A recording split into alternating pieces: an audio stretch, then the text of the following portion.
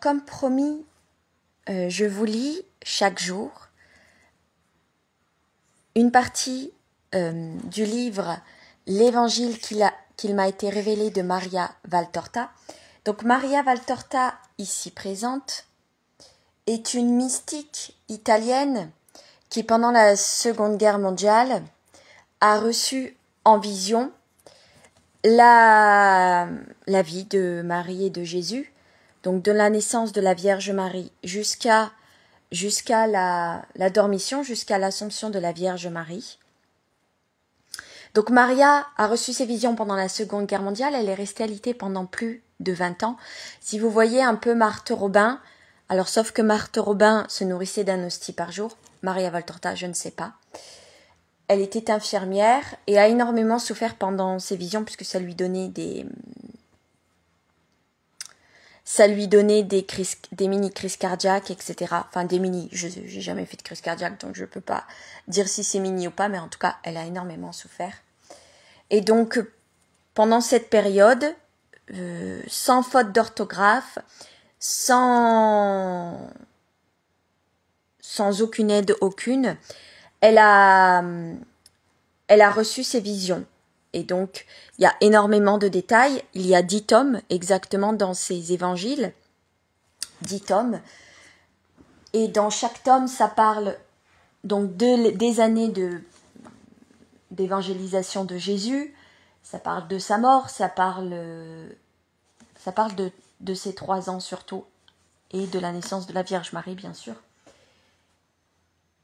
Et Jésus appelle Maria Petit Jean. Petit Jean était l'apôtre préféré de Jésus. Et elle donne énormément de détails parce que Jésus dit dans l'évangile, dans ses bouquins, qu'il les donne pour les scientifiques. Alors Padre Pio disait qu'il fallait le lire. Mère Teresa avait toujours un exemplaire sur elle. Et donc, moi, je les ai lus. Je vous invite à les lire. Si vous ne voulez pas lire les 10 tomes parce que c'est trop long pour vous, c'est trop dur, il y en a qui mettent 1 an pour les lire. Peu importe. Si vous ne voulez pas les lire, ils sont en audio, je sais, sur Internet, parce que vous avez la flemme.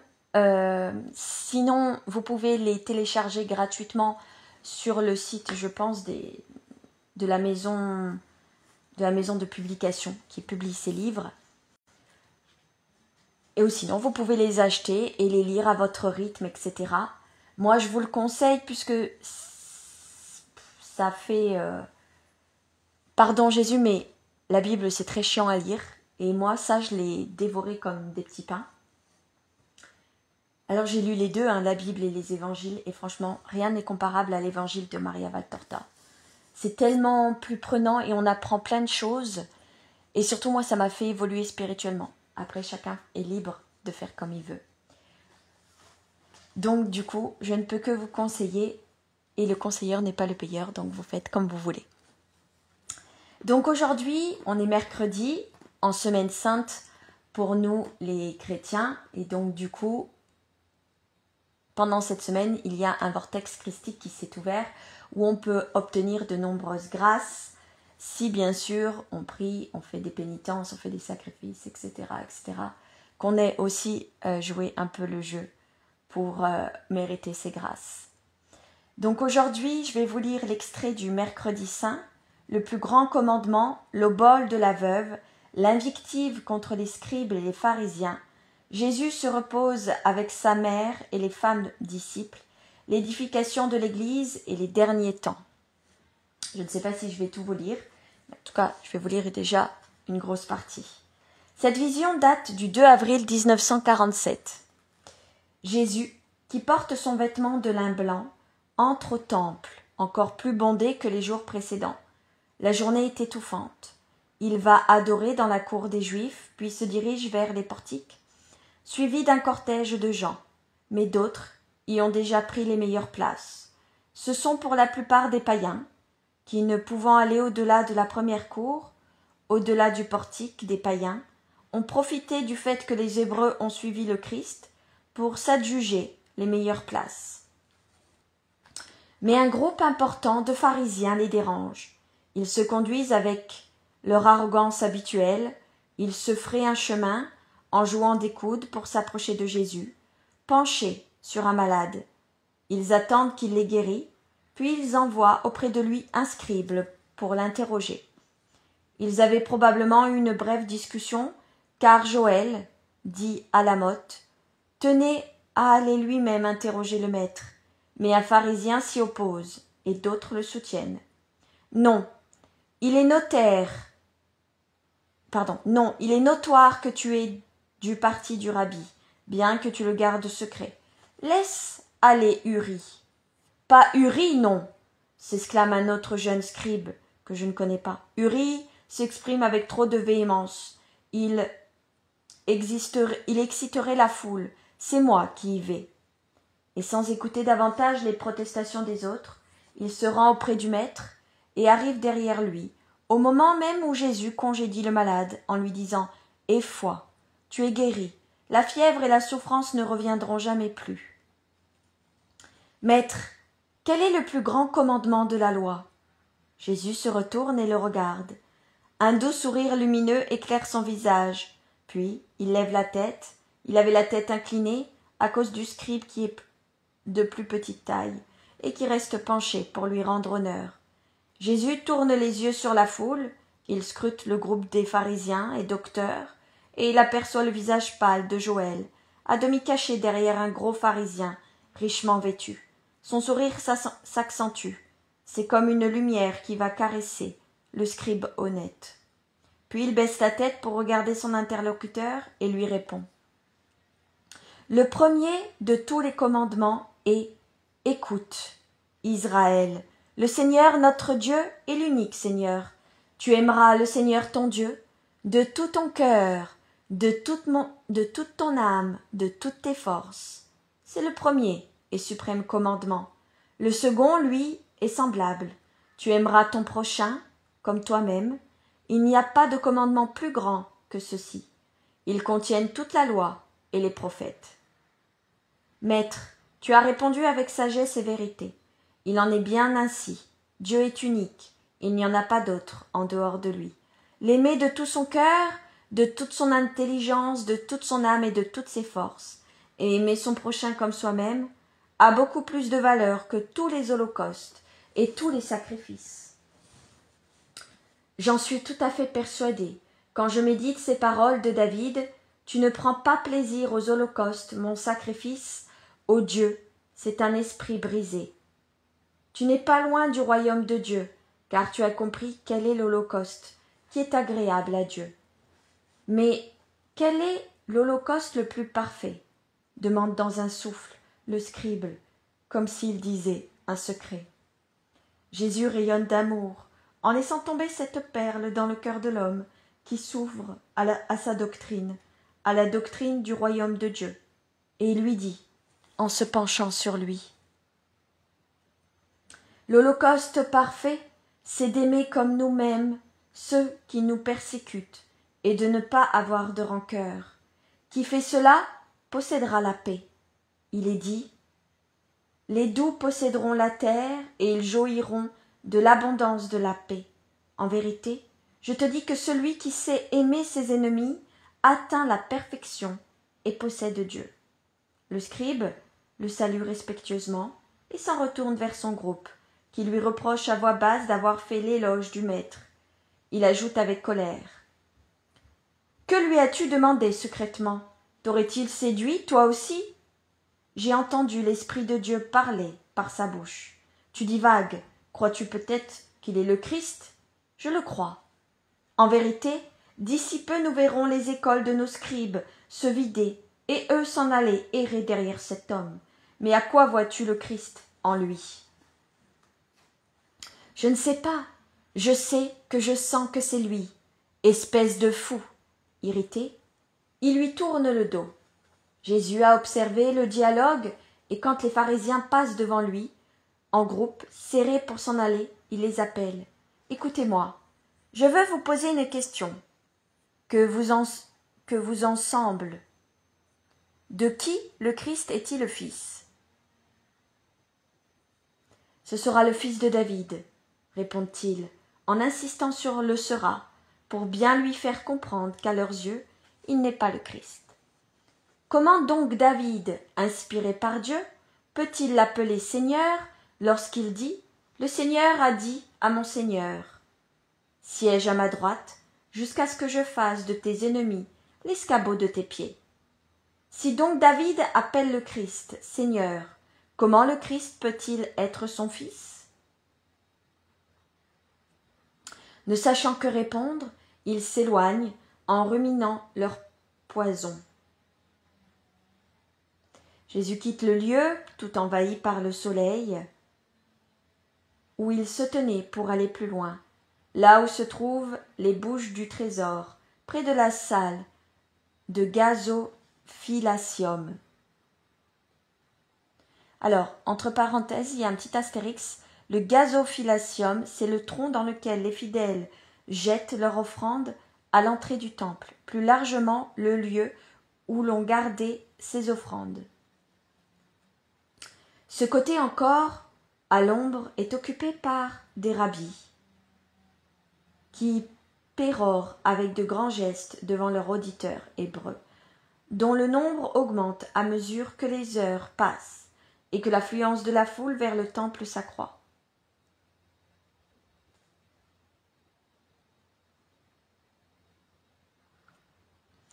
Les rabbis s'efforcent de démolir par leurs discours les enseignements que le Christ a donnés les jours précédents, ou le matin même. Plus ils voient augmenter la foule des fidèles, plus ils haussent la voix. En effet, le lieu, bien que très vaste, fourmille de gens qui vont et viennent en tous sens. La vision se termine, Jésus prend la parole. Jésus me dit « Insère ici la vision de l'obole et de la veuve du 19 juin 1944, rectifiée comme je l'indiquerai. » Ensuite, la vision se poursuit. Vision du 19 juin 1944. C'est seulement aujourd'hui, et avec insistance, que je vois apparaître la vision suivante. Au début, je ne vois que des cours et des portiques. Je les reconnais, ce sont des parties du temple. Jésus est appuyé à une énorme colonne carrée qui soutient une arcade de portiques. Il a l'air d'un empereur, tant il est solennel dans son vêtement rouge vif et son manteau rouge aussi, mais plus foncé. Il me regarde fixement. Je me perds à le contempler, heureuse de sa présence, après 2 jours, sans voir ni entendre. La vision se prolonge ainsi longtemps, et tant qu'elle dure ainsi, je n'écris pas, car je suis tout à ma joie. Mais maintenant que je vois la scène s'animer, je comprends qu'il y a autre chose, et j'écris. L'endroit se remplit de gens qui vont et viennent dans tous les sens. Il y a là des prêtres et des fidèles, des hommes et des femmes et des enfants. Les uns passent, d'autres s'arrêtent, écoutent les docteurs, d'autres encore qui mènent des agneaux ou portent des colombes, partent dans d'autres directions, peut-être pour les sacrifier. Jésus reste adossé à sa colonne. Il observe sans mot dire, par 2 fois même, il a été interrogé par les apôtres et a fait un signe que non, mais il n'a pas parlé. Il regarde avec beaucoup d'attention, et d'après son expression, il semble juger ce qui l'examine. Son regard et tout son visage me rappellent l'aspect que je lui ai vu dans la vision du paradis, quand il étudiait les âmes lors du jugement particulier. Maintenant, naturellement, c'est l'homme Jésus. Là-haut, c'était Jésus glorieux, donc encore plus imposant, mais les changements d'expression de son visage qui observe intensément sont les mêmes. Il est sérieux, scrutateur, mais s'il est parfois d'une sévérité à faire trembler le plus effronté, il peut aussi être si doux, d'une tristesse si souriante, que son regard paraît être une caresse. Il semble ne rien entendre, mais il doit tout écouter. Je m'en rends compte quand d'un groupe éloigné de quelques mètres et rassemblé autour d'un docteur s'élève d'une voix nasillarde qui proclame « Ce commandement est le plus important que tout autre, que tout ce qui est pour le temple aille au temple. Le temple doit être placé plus haut que les parents, et si quelqu'un veut donner tous ses biens pour la gloire du Seigneur, il peut le faire et il en sera béni, car il n'y a pas de sang, ni d'affection supérieure au temple. Jésus tourne lentement la tête dans cette direction et regarde d'un air dont je ne voudrais pas qu'il s'adresse à moi. Il paraît tout observer en général, mais un fait me détrompe. À un moment, un vieillard tremble, s'apprête à gravir les 5 marches d'une espèce de terrasse proche de Jésus, qui semble mener à une autre cour plus intérieure. Il appuie son bâton, s'empêtre dans son vêtement, et à 2 doigts de tomber.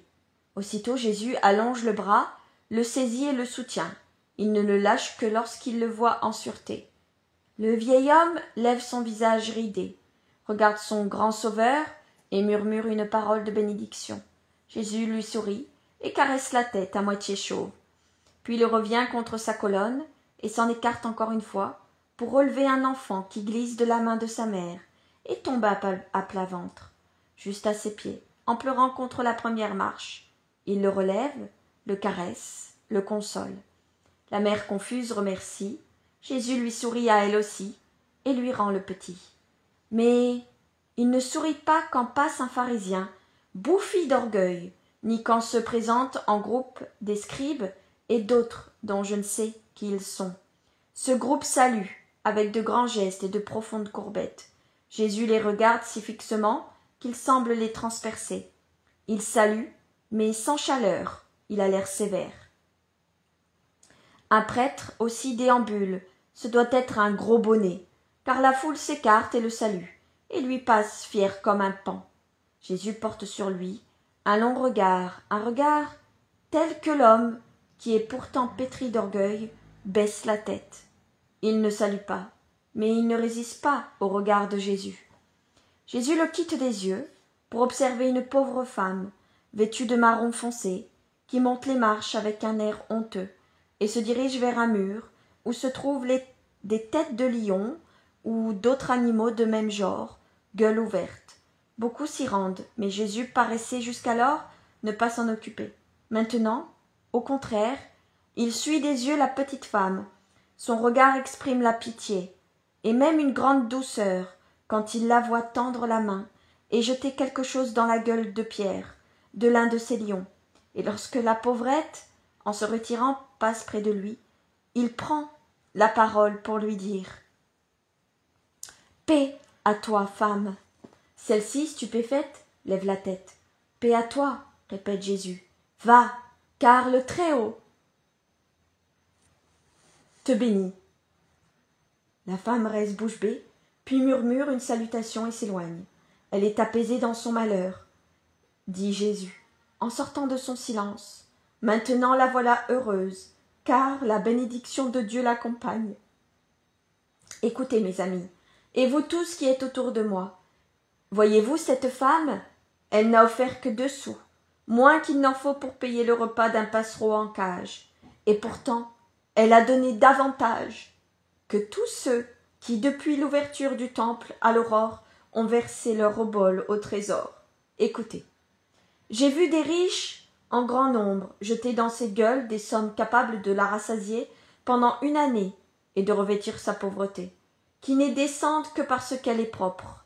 J'ai vu des riches qui, avec une satisfaction visible, imitaient de quoi rassasier les pauvres de la cité sainte pendant 1 jour au plus, et leur faire bénir le Seigneur. Mais en vérité, je vous dis que personne n'a donné plus qu'elle. Son obole est charité, les autres ne le sont pas. Elle est générosité, les autres ne le sont pas. Elle est sacrifice, les autres ne le sont pas. Aujourd'hui, cette femme ne mangera pas, car elle n'a plus rien. Il lui faudra d'abord travailler pour obtenir un salaire, avant de pouvoir donner du pain à sa faim. Elle n'a pas de richesse en réserve, elle n'a pas de parents qui gagnent leur vie pour elle, elle est seule. Dieu lui a pris ses parents, mari et enfants. Il lui a enlevé le peu de biens qu'il lui avait laissé. Plus que Dieu, ce sont d'ailleurs les hommes qui lui ont pris ce qui lui restait. Ces hommes qui maintenant, avec de grands gestes, vous les voyez, continuent à jeter à l'intérieur leur superflu, dont une grande partie est extorquée par l'usure ou aux pauvres mains des faibles et des affamés. Eux disent qu'il n'y a pas de sang ni d'affection supérieure au temple, et de cette façon, ils enseignent à ne pas aimer leur prochain. Moi, je vous dis qu'au-dessus du temple, il y a l'amour. La loi de Dieu est amour, et il n'aime pas ceux qui n'ont pas pitié de leur prochain. L'argent superflu, l'argent souillé, par l'usure, par la haine, par la dureté, par l'hypocrisie, ne chante pas les louanges de Dieu et n'attire pas sur leur donateur la bénédiction céleste. Dieu le rejette. Un tel homme engraisse cette caisse, mais ce n'est pas de l'or destiné à l'encens, c'est de la boue qui vous submerge, ô ministres qui ne servent pas Dieu, mais votre intérêt. C'est un lacet qui vous étrangle, ô docteurs qui enseignez une doctrine de votre invention. C'est un poison qui vous corrole le peu de conscience que vous avez encore, ô pharisiens. Dieu ne veut pas de superflu, ne soyez pas des Caïns. Dieu ne veut pas ce qui est le fruit de la dureté. Dieu ne veut pas entendre une voix plaintive gémir. J'aurais dû rassasier un affamé, mais on m'en a détourné, afin d'étaler du faste dans le temple. J'aurais dû aider un vieux père, une mère chancelante, mais on me l'a refusé, parce que cette aide n'aurait pas été connue du monde, et je dois tout faire pour être remarqué, afin que le monde voie le donateur. Non, Rabbi, tu enseignes que ce sont seulement les restes que l'on doit à Dieu, et qu'il est permis de refuser d'aider son père et sa mère pour donner à Dieu. Or, le premier commandement est « Aime Dieu de tout ton cœur, de toute ton âme, de toute ton intelligence et de toutes tes forces. » Ce n'est donc pas le superflu, mais notre sang qu'il faut lui donner, en aimant souffrir pour lui. Souffrir et non pas faire souffrir. Et s'il coûte beaucoup au cœur de l'homme, vicieux par nature, de se dépouiller de ses richesses, c'est justement pour cette raison qu'il faut donner, par justice, car tout ce que l'on a est dû à la bonté de Dieu. Par amour, car c'est une preuve d'amour de vouloir se sacrifier pour faire la joie de ceux qu'on aime. Souffrir pour offrir, mais souffrir. Non pas faire souffrir, je le répète, car le second commandement dit « Aime ton prochain comme toi-même ». La loi précise même que, après Dieu, les parents sont les proches à qui nous sommes tenus de rendre honneur et d'apporter notre aide. Je vous le dis, en vérité, cette pauvre femme a compris la loi mieux que les sages, et elle est justifiée et bénie plus que quiconque, car en dépit de sa pauvreté, elle a tout sacrifié à Dieu, alors que vous donnez le superflu, et seulement pour grandir dans l'estime des hommes.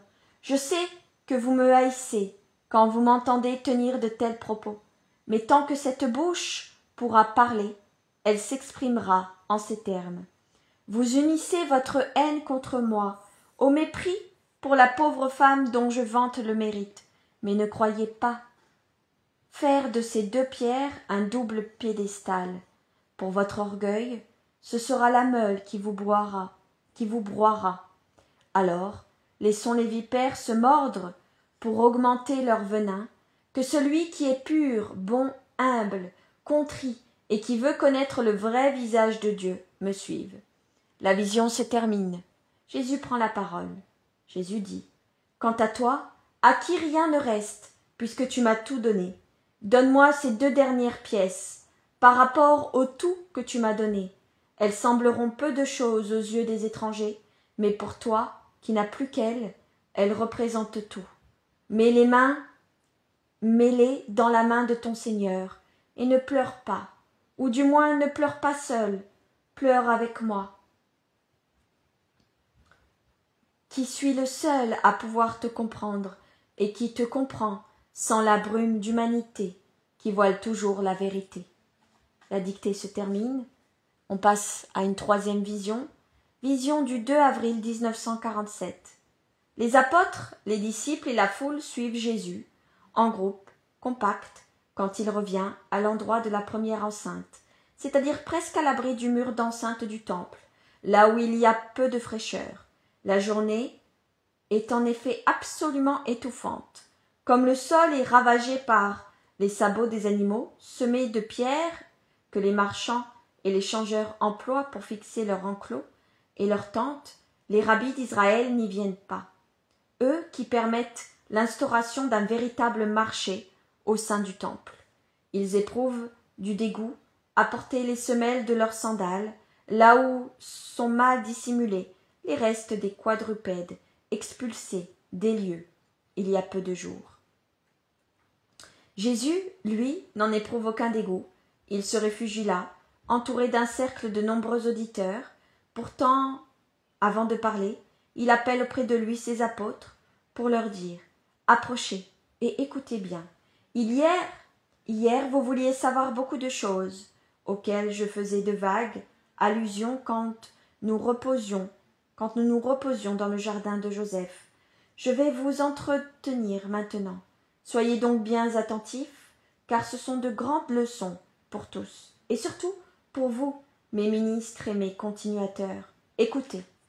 Au temps fixé, des scribes et des pharisiens prirent place sur le siège de Moïse. Ce furent de tristes heures pour notre patrie.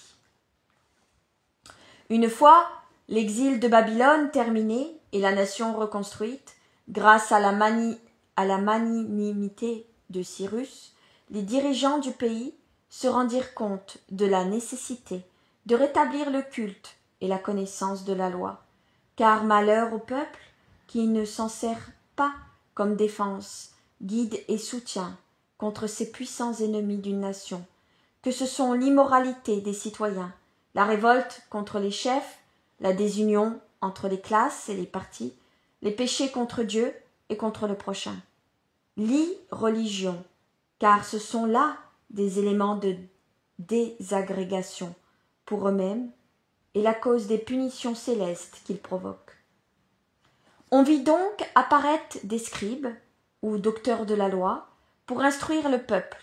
En effet, les gens ne parlaient plus que la langue chaldéenne, héritage du dur exil, et ne comprenaient plus les Écritures, rédigées en pur hébreu. Les prêtres vinrent à leur aide, mais en nombre insuffisant, pour s'acquitter convenablement de leur devoir d'enseigner les foules. À son tour, un laïcat, érudit et consacré pour honorer le Seigneur, en le faisant connaître aux hommes et en les amenant à lui, eut sa raison d'être, et il fit aussi du bien, car tous, rappelez-vous, même ceux qui dégénèrent au fil du temps à cause de la faiblesse humaine, comme ce fut le cas pour cette institution qui s'est corrompue au cours des siècles, a toujours quelque chose de bon, et au début du moins une raison d'être. C'est pourquoi le Très-Haut leur permet de s'élever et de durer, jusqu'au moment où la dégradation arrive à son comble, le Très-Haut les disperse. Vint ensuite l'autre secte des pharisiens, née de la transformation de celle des Assidéens, qui surgit pour soutenir par la morale la plus rigide et l'obéissance la plus intransigeante la loi de Moïse et l'esprit d'indépendance de notre peuple. Car à cette époque, la partie helléniste tendait de nous rendre esclaves. Il s'était formé sous la pression et les séductions commencées au temps d'Antiochus, Éphimane, et devenues bientôt des persécutions contre ceux qui ne cédaient pas aux pressions du roi. Ce roi était rusé, car, plus que ses armes, il comptait sur la désagrégation de la foi dans les cœurs pour régner sur notre patrie. Rappelez-vous également ceci. Craignez plutôt les alliances faciles et les flatteries d'un étranger que ses légions. En effet, tant que vous resterez fidèles aux lois de Dieu et de la patrie, vous vaincrez même si vous êtes encerclés par des armées puissantes. Mais quand vous serez corrompus par le poison subtil, insinué, comme un miel enivrant par l'étranger qui a formé des desseins contre vous, Dieu vous abandonnera à cause de vos péchés, et vous serez vaincus et assujettis, sans que votre faux allié livre la moindre bataille sanglante contre vous. Malheur à celui qui n'est pas sur le qui-vive comme une sentinelle vigilante, et ne repousse pas les pièges subtils d'un voisin finaud et faux, d'un allié ou d'un maître qui commence sa domination chez les particuliers, en affaiblissant leur cœur et en les corrompant par les us et coutumes qui ne sont pas les nôtres, qui ne sont pas saints, et qui par conséquent nous rendent désagréables au Seigneur. Malheur. Rappelez-vous, toutes les conséquences subites par la patrie lorsque certains de ses enfants ont adopté les modes de vie de l'étranger pour gagner ses bonnes grâces et en tirer profit. C'est un bon exemple que la charité envers tous, même envers le peuple qui ne partage pas notre foi, qui n'ont pas nos coutumes et qui nous ont nui au cours des siècles. Mais l'amour pour ces peuples, qui sont toujours notre prochain, ne doit jamais nous faire renier la loi de Dieu et de notre patrie, au nom du calcul des profits qu'on pourra ainsi soutirer à nos voisins. Non, les étrangers méprisent les hommes serviles jusqu'à répudier les fondations les plus saines de la patrie. Ce n'est pas en reniant son père et sa mère, Dieu et la patrie, que l'on obtient le respect et la liberté.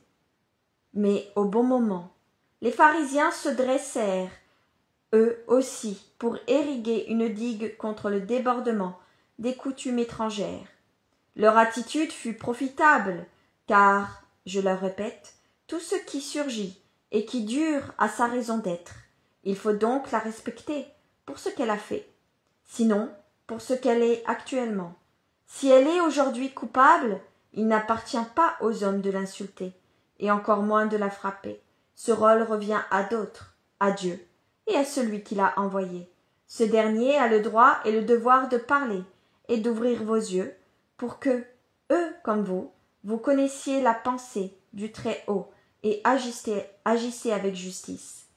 C'est à moi de le faire et à nul autre. En effet, je parle par ordre divin, et je puis parler n'ayant en moi aucun des péchés qui vous scandalisent, quand vous les voyez commis par des scribes et des pharisiens, même si quand vous le pouvez, vous en faites autant. Jésus, qui avait commencé à parler d'une voix douce, a haussé peu à peu le ton, et à la fin de son développement, les a puissantes comme une sonnerie de trompette. Juifs et païens sont attentifs.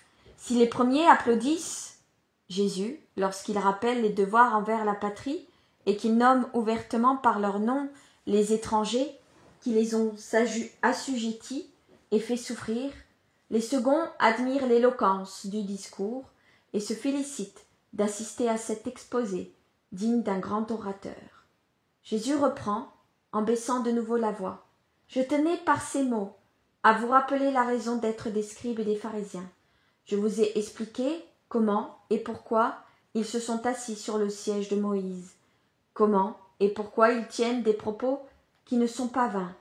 Faites donc ce qu'ils disent, mais n'imitez pas leurs actes, car ils demandent que l'on agisse d'une façon qu'eux-mêmes ne mettent pas en pratique.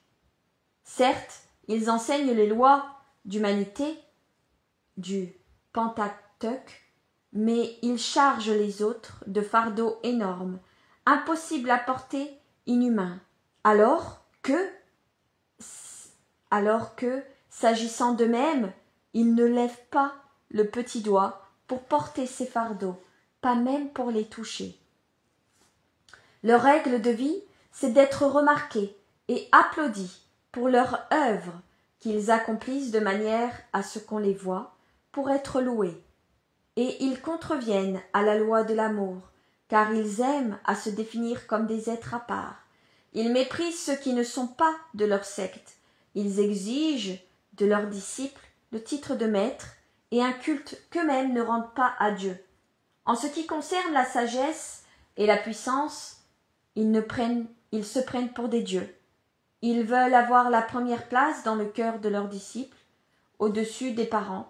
Ils prétendent que leur doctrine surpasse celle de Dieu, et ils exigent qu'on la pratique à la lettre, même si elle altère la vraie loi. Leur doctrine est pourtant inférieure à cette dernière, plus que ne l'est cette montagne comparée à la hauteur du grand Hermon, qui domine toute la Palestine. Certains d'entre eux sont hérétiques. Il en est qui croient comme les païens, d'autres nient ce que les premiers admettent.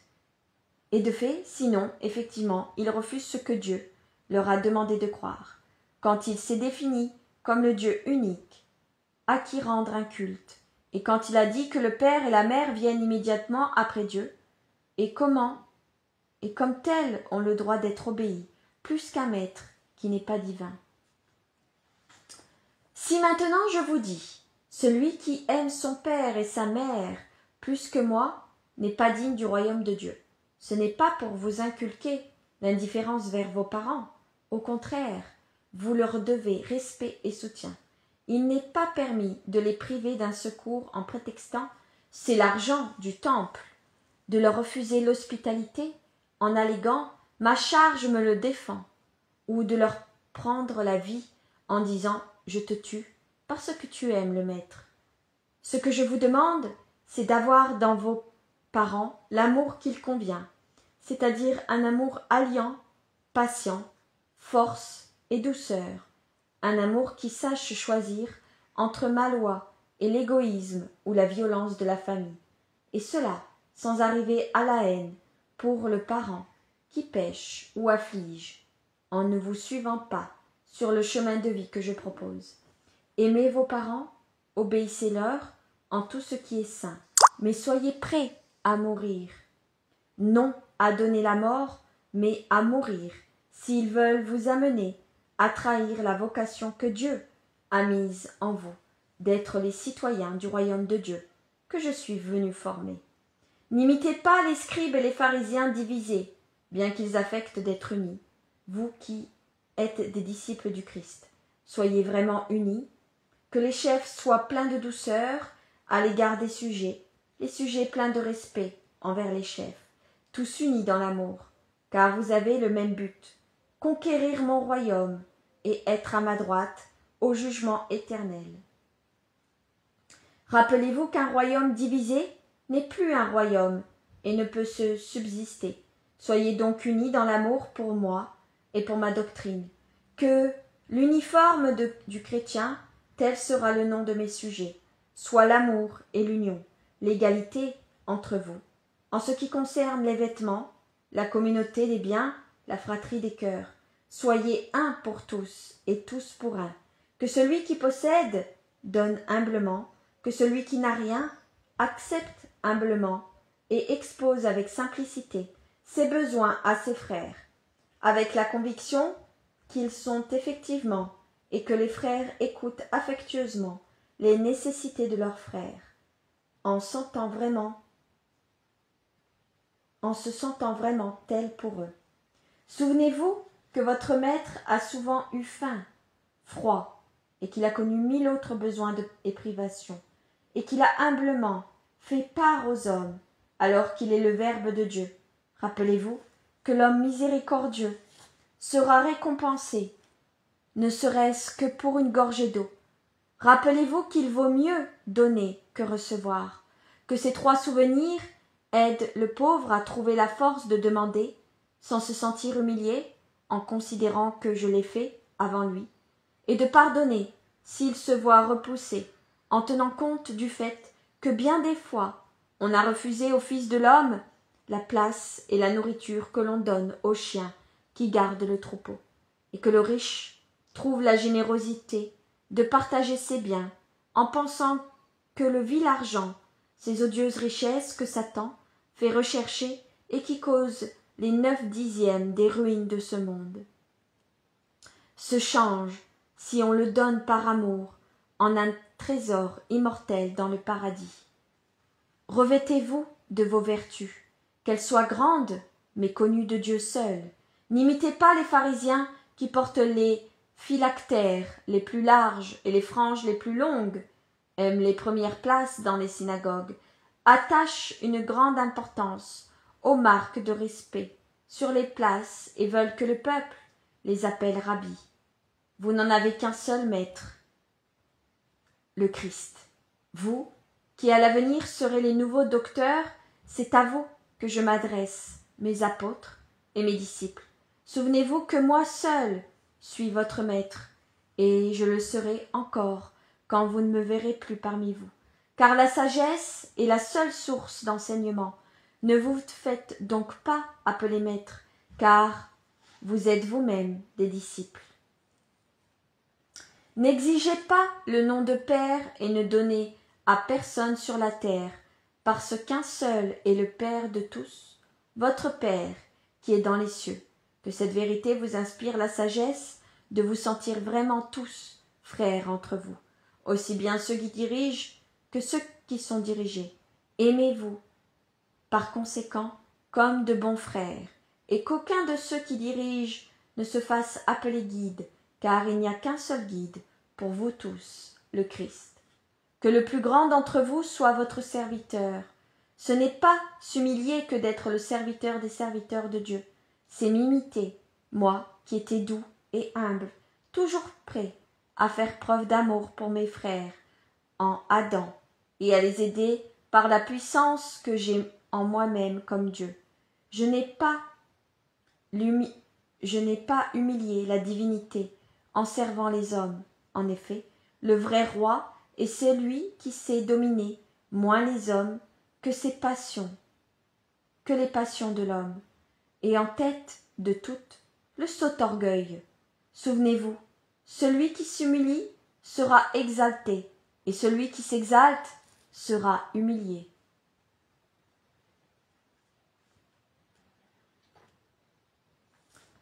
La femme dont le Seigneur a parlé dans le second livre de la Genèse, la Vierge dont il est question, dans l'Isaïe, la mère vierge de l'Emmanuel, a prophétisé cette vérité des temps nouveaux, en chantant « Le Seigneur a renversé les puissants de leur trône, et il a élevé les humbles.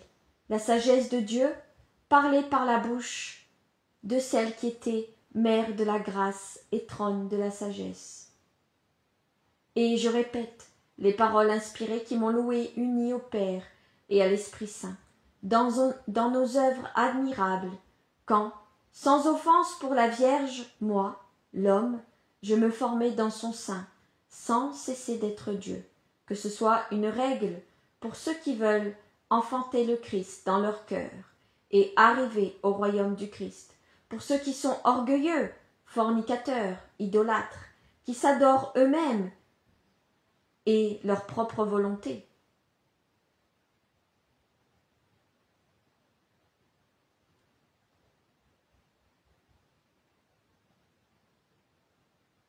Il n'y aura pas de Jésus Sauveur, pas de Christ. Seigneur, il n'y aura pas de royaume des cieux. Donc malheur à vous, scribes et pharisiens hypocrites, qui croyez pouvoir fermer par votre sentence impraticable, si elles étaient confirmées par Dieu, ce seraient réellement des serrures inviolables pour la majorité des hommes, qui croyez pouvoir fermer le royaume des cieux à la face des hommes, qui élèvent leurs esprits vers lui pour trouver de la force dans leur pénible journée terrestre.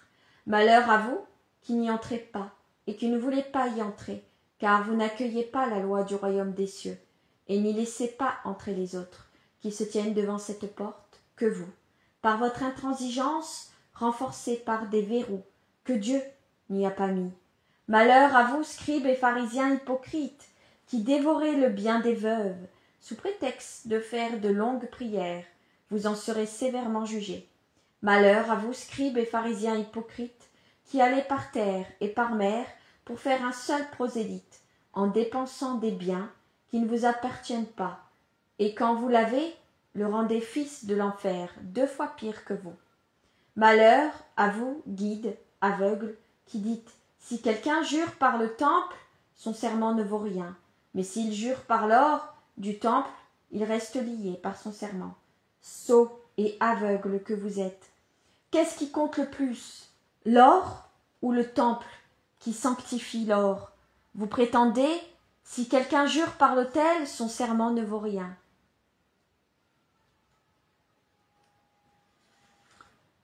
Mais s'il jure par l'offrande posée sur l'autel, alors son serment est valide. et il reste lié par son serment. Aveugle, qu'y a-t-il de plus grand, l'offrande ou l'autel qui sanctifie l'offrande? L'homme qui jure par l'autel, jure par lui, et par tout ce qui est posé dessus. Celui qui jure par le temple, jure par lui, et par celui qui l'habite. Et celui qui jure par le ciel, jure par le trône de Dieu, et par celui qui est assis. Malheur à vous, scribes et pharisiens hypocrites, qui payez la dîme de la menthe et de la rue, de l'anis et du cumin, mais négligez les préceptes les plus graves de la loi, la justice, la miséricorde et la fidélité. Ce sont elles les vertus qu'il fallait avoir, sans laisser de côté les détails moins importants. Guide aveugle, qui filtrez les boissons de crainte de vous contaminer en avalant un moucheron qui s'est noyé, et ensuite avaler un chameau sans vous croire impur pour autant. Malheur à vous, scribes et pharisiens, hypocrites qui lavez l'extérieur de la coupe et du plat, mais qui êtes intérieurement remplis de rapines et d'immondices. Pharisiens aveugles, lave d'abord l'intérieur de ta coupe et de ton assiette, de façon que l'extérieur aussi devienne propre. Malheur à vous, scribes et pharisiens hypocrites, qui volez dans les ténèbres comme des oiseaux de nuit pour accomplir vos œuvres de péché, ou négocier de nuit avec les païens, les voleurs et les traîtres, et ensuite le matin, après avoir effacé les signes de vos marchés occultes, montez au temple bien vêtus. Malheur à vous qui enseignez les lois de la charité et de la justice contenues dans le Lévitique, et qui êtes ensuite avides, voleurs, fourbes, calomniateurs, tyranniques, injustes, vindicatifs, haineux, jusqu'à en venir à abattre celui qui vous gêne, même s'il est de votre sang, à répudier la Vierge devenue votre épouse, à rejeter les enfants que vous avez eus d'elle, parce que ce sont des infirmes, et à accuser l'adultère ou de maladie impure votre femme, qui ne vous plaît plus, pour être débarrassé d'elle. Alors je fais une petite parenthèse. Jésus dit tout ça parce qu'en fait, les scribes, les pharisiens, le membre du sang et drain, volent. Ils donnent les leçons, mais volent. Il y a un certain pharisien qui est marié avec une femme, et comme elle lui a donné un enfant handicapé, il a abandonné cet enfant et veut répudier cette femme parce qu'elle le gêne. Et donc Jésus, en fait, donne tous les défauts de chaque membre du sang et drain, de ce qu'ils ont fait. Certains ont tué leur père, d'autres ont volé, d'autres ont répudié leur femme parce que il en voulait une plus jeune et plus belle, etc. Et en fait, Jésus ne fait que décliner tous les péchés qu'ils ont faits. C'est vous qui êtes rendus impurs par votre cœur libidineux, même si vous ne paraissez pas tels aux yeux des gens qui ne connaissent pas vos débauches. Vous êtes comme des sépulcres blanchis, qui semblent beaux en dehors, mais qui, à l'intérieur, sont remplis d'ossements de mort et de pourriture. Il en est autant de vous, oui. C'est la même chose. Du dehors, vous paraissez juste, mais à l'intérieur, vous êtes remplis d'hypocrisie et d'iniquité. Malheur à vous, scribes et pharisiens hypocrites, qui élevez des tombeaux somptueux aux prophètes et embellissez les tombes des justes en alléguant « Si nous avions vécu au temps de nos pères, nous n'aurions pas été complices de ceux qui ont versé le sang des prophètes. Et nous n'y aurons pas participé. Ainsi, vous témoignez contre vous-même que vous êtes les descendants de ceux qui ont tué vos prophètes. À votre tour, du reste, vous comblez la mesure de vos pères. Ô serpents, race de vipères, comment échapperez-vous à la condamnation de la géhenne? C'est pour cette raison que je vous dis, moi qui suis la parole de Dieu, moi Dieu, je vous enverrai de nouveaux prophètes sages et scribes. Vous en tuerez certains, vous en crucifierez d'autres, vous en flagellerez dans vos tribunaux, dans vos synagogues, hors de vos murs, vous les poursuivrez de ville en ville, jusqu'à ce que retombe sur vous tout le sang des justes répandus sur terre. De celui d'Abel à celui de Zacharie, fils de Baraki, que vous avez tué entre l'atrium et l'autel, parce que, par amour pour vous, il vous avait rappelé votre péché, afin que vous vous en repentiez et que vous reveniez au Seigneur. C'est ainsi que vous vous haïssez ceux qui veulent votre bien et vous invitent par amour sur les voies de Dieu. En vérité, je vous dis que tout cela est sur le point d'arriver, le crime et ses conséquences. En vérité, je vous dis que tout cela s'accomplira sur cette génération. Ô Jérusalem, Jérusalem, Jérusalem, Jérusalem, toi qui lapides ceux qui te sont envoyés et qui tuent tes prophètes, combien de fois j'ai voulu rassembler tes enfants, comme la poule rassemble ses poussins sous ses ailes, et tu n'as pas voulu. Maintenant, écoute Jérusalem, écoute. Écoutez tous, vous qui me haïssez, et haïssez tout ce qui vient de Dieu. Écoutez, vous qui m'aimez et qui serez entraînés dans le châtiment réservé aux persécuteurs des envoyés de Dieu. Et écoutez vous aussi, vous qui, sans appartenir à ce peuple, êtes attentifs à mes paroles et désirez savoir qui est celui qui vous parle et qui prédit, sans avoir besoin d'étudier le vol ou le chant des oiseaux, ni les phénomènes célestes, ou les viscères des animaux sacrifiés, ni la flamme et la fumée des holocaustes, puisque tout ce qui doit advenir est à présent pour celui qui vous parle. Votre maison sera déserte. Moi, je vous annonce, déclare le Seigneur, que vous ne me verrez plus, jusqu'à ce que vous disiez, vous aussi, béni soit celui qui vient au nom du Seigneur. Jésus a chaud. Il est visiblement exténué, à la fois en raison de son discours prolongé et tonitruant, et à cause de la chaleur étouffante de cette journée sans vent. Bloqué contre le mur par une multitude, observé par des milliers d'yeux, sentant que toute la haine de ceux qui l'écoutent sur les portiques de la cour des païens, et tout l'amour, ou du moins l'admiration, qui l'entoure, sans souci du soleil qui tombe sur les dos et les visages rougis et en sueur. Il paraît vraiment épuisé.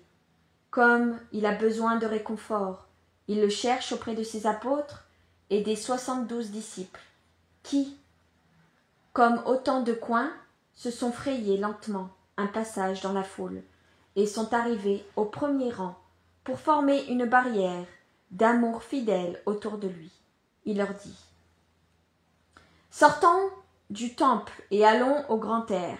Sous les arbres, j'ai besoin d'ombre, de silence et de fraîcheur. En vérité, je vous dis que ce lieu semble déjà brûler du feu de la colère céleste.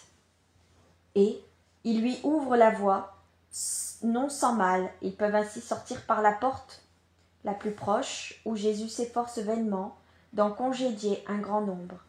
Mais ils veulent le suivre à tout prix. Les disciples, pendant ce temps, examinent le cube du temple, qui étincelle au soleil de midi, et Jean d'Éphèse fait observer au maître la puissance de l'édifice. Regarde ces pierres et ces constructions. Et pourtant, il n'en restera pas pierre sur pierre, dit Jésus. Non ? Quand ? Comment ? Demandent plusieurs. Mais Jésus ne répond pas. Après être descendu du mont Moria, il sort de la ville en passant par Ophel et par la porte d'Éphraïm, ou du fumier. Puis il se réfugie d'abord au cœur des jardins du roi, c'est-à-dire tant que ceux qui, sans être apôtres ni disciples, se sont obstinés à le suivre, et s'en vont lentement, quand Manahen, qui a fait ouvrir le lourd portail, se présente, l'air imposant, pour lancer à la ronde. Partez, seuls entreront ici ceux que j'y autorise.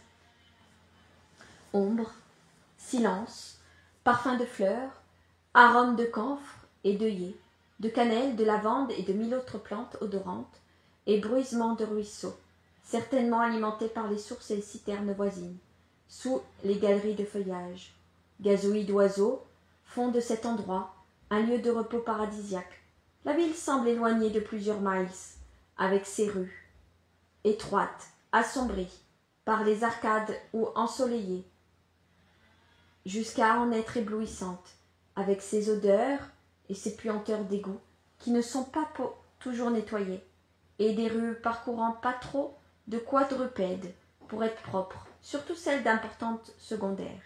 Le gardien des jardins doit bien connaître Jésus, car il le salue avec un respect mêlé de familiarité, et Jésus lui demande des nouvelles de sa femme et de ses enfants.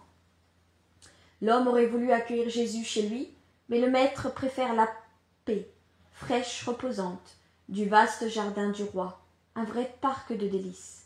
Et avant que les deux serviteurs de Lazare, toujours aussi infatigables et dévoués, partent chercher les paniers de nourriture, Jésus leur dit « Dites à vos maîtresses de venir, nous resterons ici quelques heures, avec ma mère et les femmes disciples. Fidèles, ce sera si doux. »« Tu es très fatigué, maître, ton visage le montre, remarque Manahen. »« Oui, au point que je n'ai pas eu la force d'aller plus loin. Mais je t'avais proposé ces jardins plusieurs fois ces derniers jours. Tu sais combien je suis heureux de pouvoir t'offrir paix et réconfort. Je le sais, Manahen. Et hier, tu as voulu aller dans ces tristes lieux, dont les abords sont si arides, si étrangement dépouillés de toute végétation, cette année, un endroit si proche de cette triste porte. J'ai voulu faire plaisir à mes apôtres, ce sont des enfants au fond, de grands enfants. Vois là-bas comme ils se restaurent gaiement, ils oublient tout de suite ce qui se trame contre moi, à l'intérieur de ces murs. Ils oublient également ton affliction, mais il ne semble pas qu'il y ait lieu de s'alarmer. L'endroit ne semble plus dangereux, me semblait plus dangereux d'autrefois. Jésus le regarde en silence. Que de fois je vois Jésus regarder, se taire ainsi ces derniers temps. Puis il se met à observer les apôtres et les disciples. Ils ont enlevé leur couvre-chef, leurs manteaux et leurs sandales pour se rafraîchir le visage, et les membres dans les frais ruisselets, imités par plusieurs des 72 disciples. Ceux-ci sont maintenant beaucoup plus nombreux, je crois, et tout fraternellement unis par leur idéal. Ils s'allongent çà et là pour se délasser un peu, à part pour laisser Jésus se reposer tranquillement. Manahen aussi se retire pour le laisser en paix. Tous respectent le repos du maître, extrêmement fatigué. Il s'est réfugié sous une tonnelle de jasmin en fleurs qui fait office de cabane, isolée par un circuit d'eau, qui court en bruissant dans un petit canal où plongent herbe et fleurs. C'est un vrai havre de paix, auquel on accède par un petit pont large de 2 pommes et long de 4, avec une balustrade fleurie par toute une guirlande de corolles de jasmin. Les serviteurs reviennent avec plusieurs autres, car Marthe a voulu pourvoir aux besoins de tous les serviteurs du Seigneur, et ils annoncent que leurs maîtresses ne vont pas tarder à venir. Jésus fait appeler Pierre. Avec mon frère, Jacques, bénit, offre et distribue comme je le fais. Distribuer, oui, mais pas bénir, Seigneur. C'est à toi qu'il revient d'offrir et de bénir, pas à moi. Quand tu étais à la tête de tes compagnons, loin de moi, ne le faisais-tu pas? Si, mais alors j'y étais obligé. En ce moment, tu es avec nous, et c'est toi qui bénis. Tout me paraît meilleur quand c'est toi qui offres pour nous et distribue. À ce mot, le fidèle de Simon étreint son Jésus. Assis, épuisé dans cette ombre, il penche la tête sur ses épaules, heureux de pouvoir le serrer et l'embrasser ainsi. Jésus se lève et lui fait ce plaisir. Il s'avance vers les disciples, offre la nourriture, la bénit, la partage, les regarde manger, avec plaisir et leur dit « Dormez ensuite, reposez-vous pendant que c'est l'heure et pour que vous puissiez veiller et prier quand vous aurez besoin de le faire. Ainsi, la fatigue et l'épuisement n'accableront pas de sommeil vos yeux et votre esprit quand il sera nécessaire que vous soyez dispos et bien éveillés. »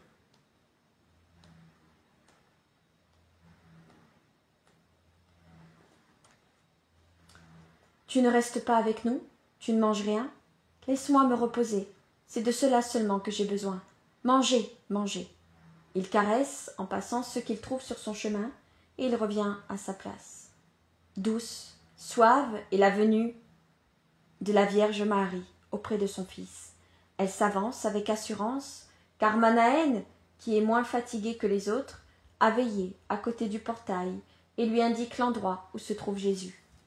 Les autres femmes, il y a toutes les disciples hébraïques et la seule Valéria, comme romaine, s'arrêtant quelque temps en silence pour ne pas réveiller les disciples, qui dorment à l'ombre des arbres et ressemblent à des brebis allongées dans l'herbe. C'est l'heure de sexte. Marie entre sous la tonnelle de jasmin, sans faire crisser le petit pont de bois ni de gravier du sol, et avec encore plus de précaution, elle s'approche de son fils, qui, vaincu par la fatigue, s'est endormi. Sa tête est posée sur la table de pierre qui se trouve là, et son bras gauche lui sert d'oreiller, sous son visage caché par ses cheveux. Marie s'assied patiemment près de son fils fatigué. Elle le contemple longuement, et elle a un sourire douloureux et affectueux, tandis que les larmes tombent sans bruit sur son sein. Mais si ses lèvres sont closes et muettes, son cœur prie avec toute la force qu'il possède.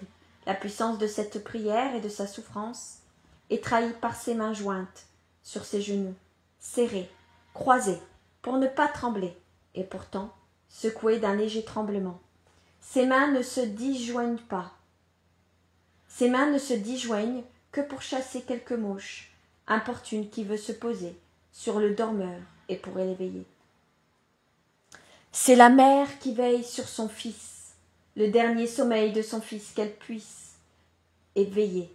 Le visage de Marie, en ce mercredi pascal, est différent de celui du jour de la naissance du Seigneur, car la douleur le rend pâle et déprime ses traits. Mais c'est la même pureté du regard affectueux, le même soin tremblant qu'elle avait quand, penchée sur la crèche de Bethléem, elle protégeait de son amour le premier sommeil inconfortable de son enfant. Jésus fait un mouvement et Marie essuie rapidement ses yeux pour ne pas montrer ses larmes à son fils. Mais Jésus ne s'est pas réveillé. Il a seulement changé de position pour se tourner de l'autre côté. Et Marie, reprenant son immobilité, continue à veiller. Mais quelque chose brise le cœur de Marie. C'est d'entendre son Jésus pleurer en dormant et dans un murmure confus, car il parle la bouche serrée contre son bras et son vêtement. Il nomme Judas. Marie se lève, s'approche, se penche sur son fils. Elle suit ce murmure confus, les mains pressant son cœur, le soliloque de Jésus interrompu par moments, mais pas au point qu'on ne puisse le suivre, fait comprendre qu'il rêve le présent, le passé et l'avenir, jusqu'à ce qu'il se réveille en sursaut, comme pour fuir quelque chose d'horrible. Mais il ne trouve la poitrine de sa mère, les bras de sa mère, le sourire de sa mère, la douce voix de sa mère, ses baisers, ses caresses, et son voile passé légèrement sur son visage pour essuyer ses larmes et sa sueur en disant « Tu n'allais pas très bien et tu rêvais. Tu es fatigué et tout en sueur, mon fils. »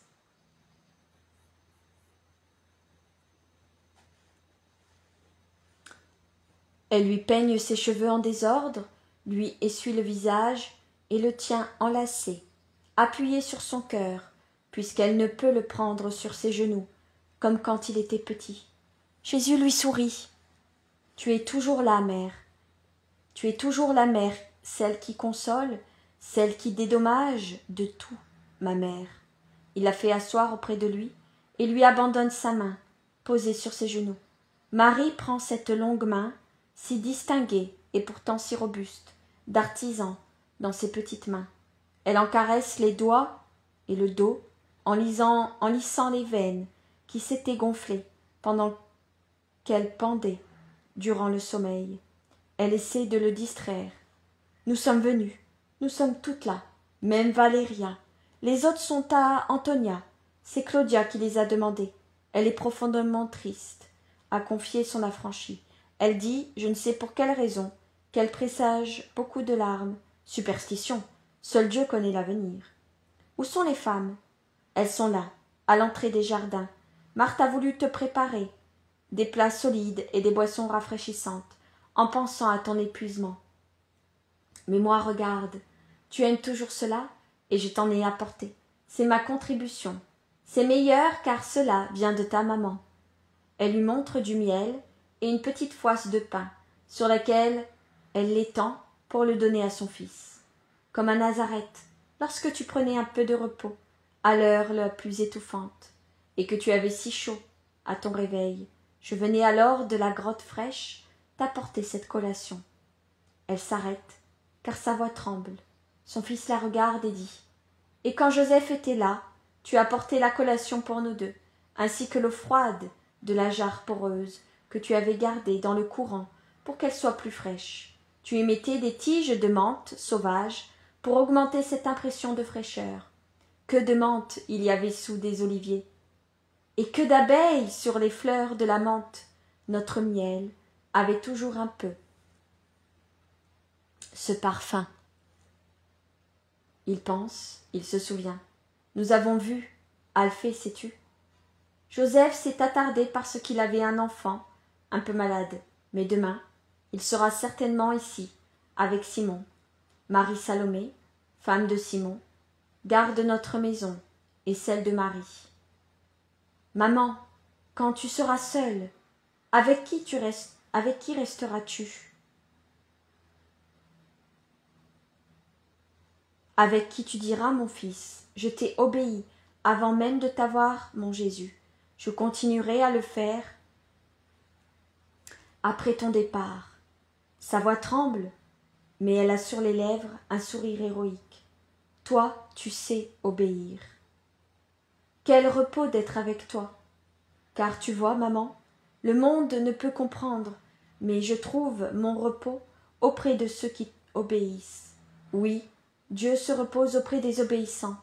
Dieu n'aurait pas eu à souffrir, à se fatiguer, si la désobéissance n'était pas entrée dans le monde. Tout arrive parce qu'on n'obéit pas. De là vient la souffrance du monde, de là vient notre douleur.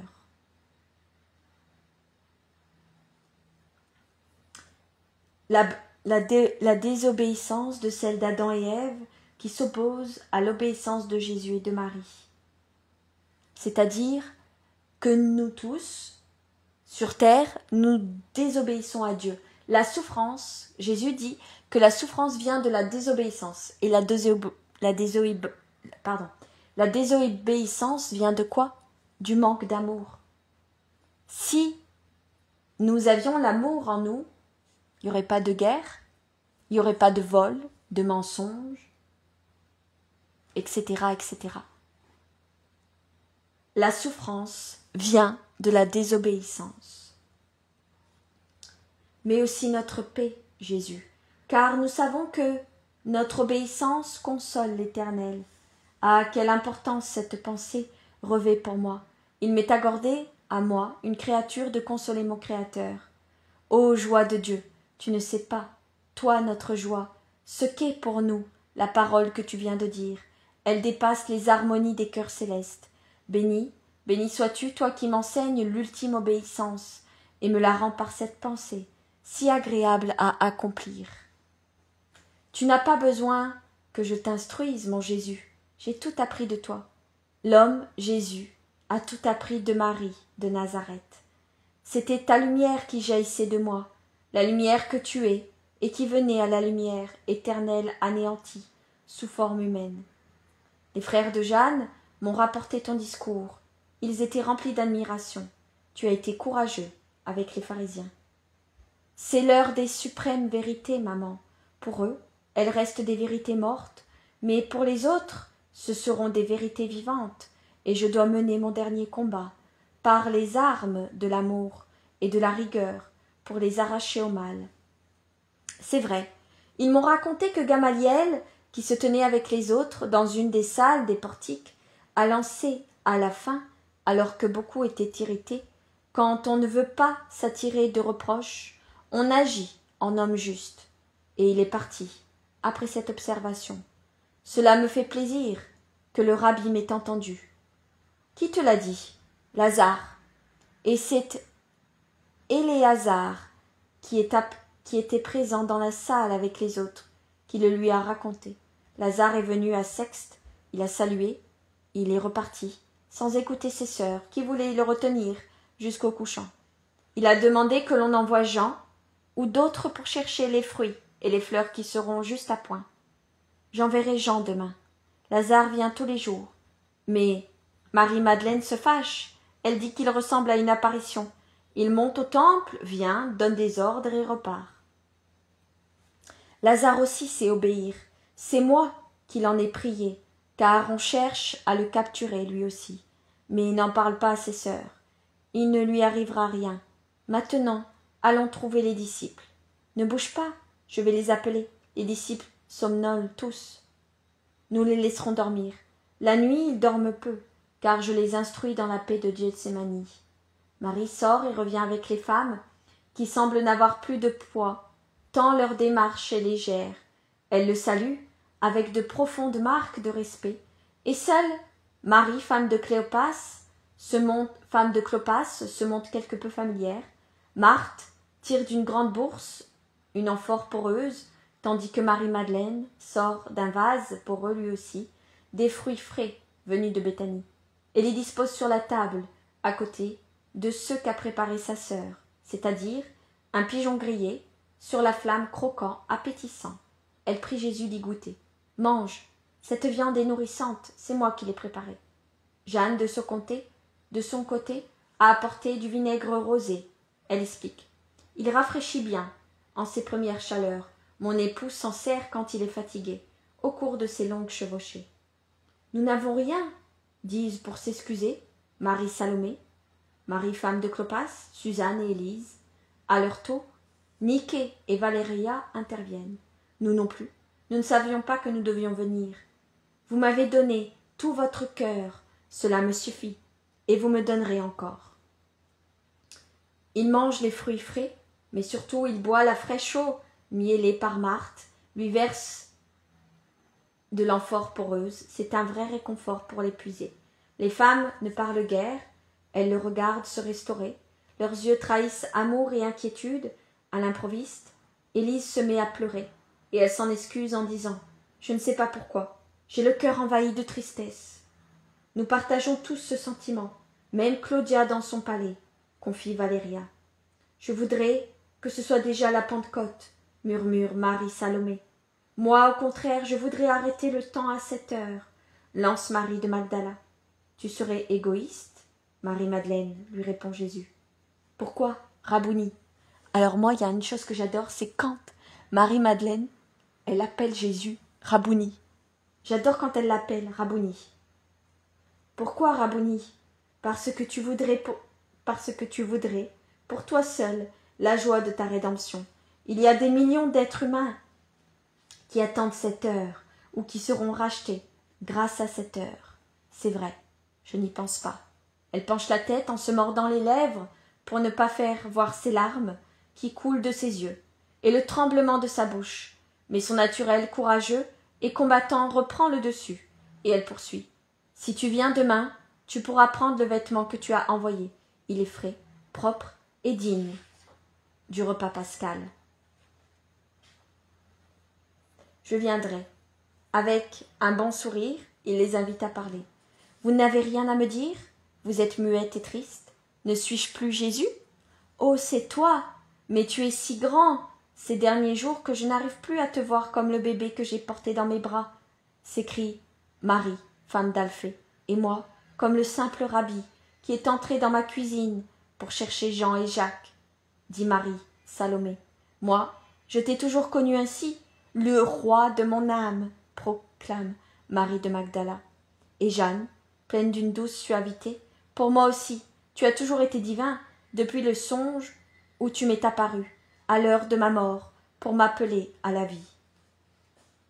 Tu nous as tout donné, Seigneur, tout, soupire Élise, qui a repris son calme. Et vous m'avez tout donné. Trop peu, proteste-t-elle toute. Le don ne cesse pas après cette heure. Il cessera seulement quand vous serez avec moi dans mon royaume, mes disciples fidèles. Vous ne siégerez pas à mes côtés sur les 12 trônes pour juger les 12 tribus d'Israël, mais vous chanterez Hosanna avec les anges, pour faire un cœur d'honneur à ma mère. Alors, comme aujourd'hui, le cœur du Christ trouvera sa joie à vous contempler. Moi je suis jeune, il me faudra du temps pour monter à ton royaume. Heureuse Analia, s'exclame Suzanne. Moi je suis vieille et heureuse de l'être. J'espère que pour moi la mort se rapproche, dit Élise. Moi j'ai des fils, je voudrais les servir.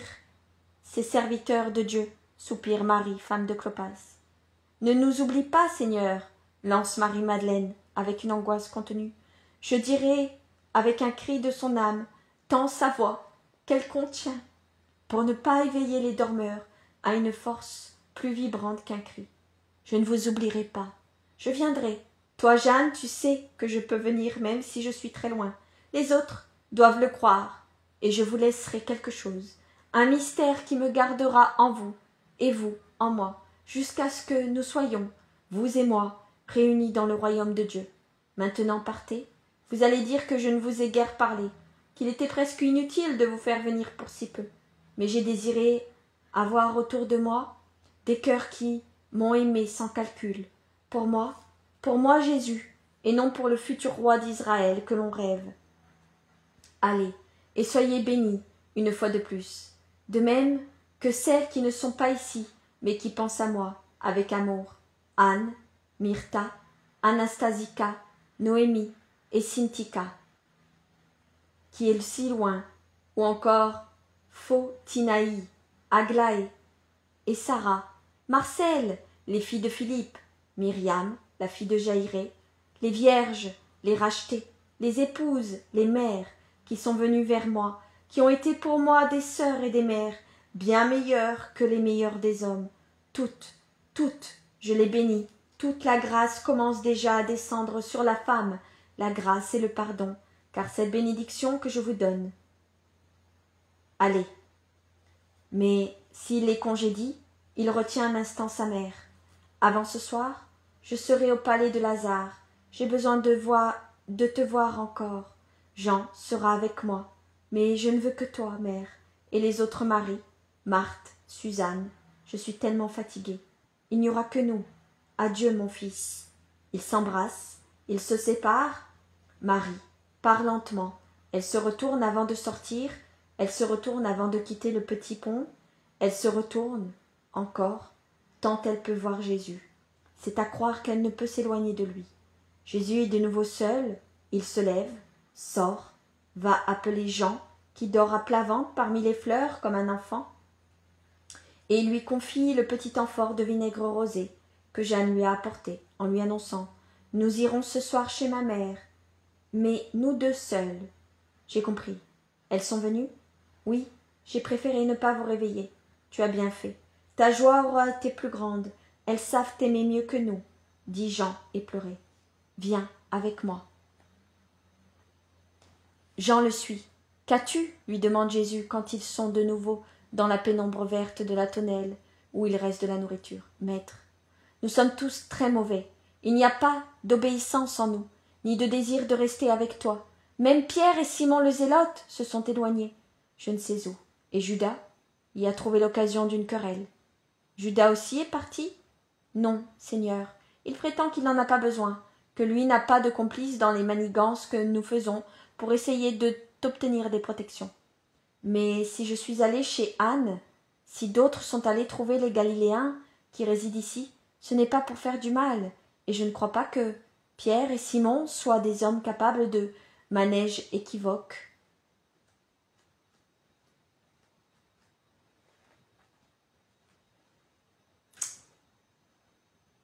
N'y prête pas attention. En effet, Judas n'a pas besoin de partir pendant que vous vous reposez. Lui sait quand et où aller pour accomplir tout ce qu'il doit faire. Dans ce cas, pourquoi parle-t-il ainsi ? Ce n'est pas bien devant les disciples. Ce n'est pas bien, mais c'est ainsi. Sois tranquille, toi, mon agneau. Moi, ton agneau ? C'est toi le seul agneau. Oui, toi. Je suis l'agneau de Dieu, et toi, l'agneau de Dieu. Oh, une autre fois, dans les premiers jours où j'étais avec toi, tu m'as déjà dit cela. Nous étions seuls, tous les deux, comme en cet instant, dans la verdure, comme maintenant. C'était la belle saison. Ce souvenir réjouit Jean, et il murmure « Je suis toujours encore l'agneau de Dieu. Je suis toujours encore l'agneau de Dieu. Jésus lui fait une caresse et lui offre un morceau de pigeon, rôti resté sur la table, enveloppé d'une feuille de parchemin. Il l'ouvre ensuite les figues succulentes et lui tend, joyeux de le voir manger.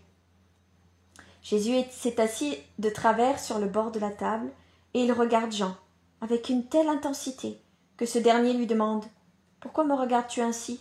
Parce que je dévore comme un glouton? Non, parce que tu es comme un enfant.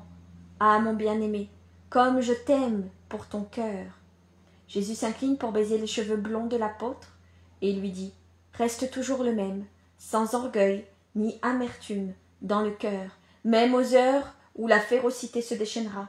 N'imite pas les pécheurs, mon enfant. » Jean est repris par sa peine. « Je ne peux pas croire que Simon et Pierre. Tu te tromperais, en vérité, si tu les croyais pécheurs. Bois, c'est une bonne et fraîche boisson. C'est Marthe qui l'a préparée. Maintenant, tu t'es restauré. Je suis certain que tu n'avais pas fini ton repas. C'est vrai, les larmes m'étaient venues aux yeux, car tant que c'est le monde qui nous hait, on comprend, mais que l'un de nous, ainsi nu, n'y pense plus. Toi et moi savons que Pierre et Simon sont honnêtes, et cela suffit. Et tu sais que malheureusement, Judas est pécheur. Mais garde le silence. Après bien des lustres, quand il sera juste de dire toute la profondeur de ma douleur, tu raconteras les souffrances que m'ont valu les actes de cet homme.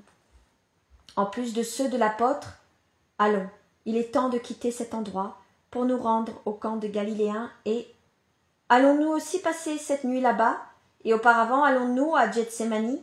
Judas voulait le savoir. Il dit en avoir assez de dormir sur la rosée et de devoir prendre un repos si court et si inconfortable. Ce sera bientôt fini, mais je ne vais pas confier à Judas mes intentions. Tu n'y es pas tenu, c'est toi qui dois nous guider, et non pas nous qui devons te guider. Jean est si éloigné de trahir qu'il ne comprend même pas la raison de prudence pour laquelle, depuis quelques jours, Jésus n'annonce jamais ce qu'il compte faire. Les voilà au milieu des dormeurs, il les appelle, ils se réveillent. De son côté, Manahen, une fois sa tâche accomplie, s'excuse auprès du maître de ne pouvoir rester et de ne pouvoir l'accompagner le lendemain près de lui, au temple, car il est retenu au palais. Et en disant cela, il regarde fixement Pierre et Simon, qui entre-temps sont de retour. Pierre fait un signe rapide de la tête, comme pour dire compris. Ils sortent du jardin, il fait encore chaud, le soleil baisse, mais déjà la brise du soir tempère la chaleur et pousse quelques petits nuages dans le ciel pur. Ils montent par Siloam, en évitant les lieux fréquentés par les lépreux, du moins ceux qui restent et qui n'ont pas su croire en Jésus. Simon le Zélote va leur apporter les restes de leur repas.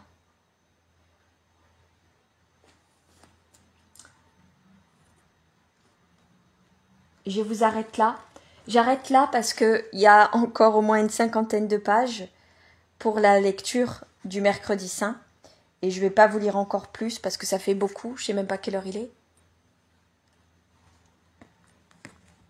Midi, vous voyez, ça fait au moins plus d'une heure que je vous lis le mercredi saint. Donc je vais arrêter là. Je vous dis à 15h pour les chapelets, les prières et les neuvaines pour ceux qui prient avec moi, pour ceux que je ne revois pas. Demain matin à 7h pour la litanie de la Passion du Christ. Je vous souhaite une très belle semaine sainte. Que Jésus et Marie vous accordent sa paix. Que Dieu vous accorde plein de grâce en cette semaine. Faites ce qu'il faut pour le vortex christique. Prière, sacrifice, pénitence, etc. Et je vous parle pas de sacrifice d'animaux, bien sûr. Je vous parle de sacrifice terrestre.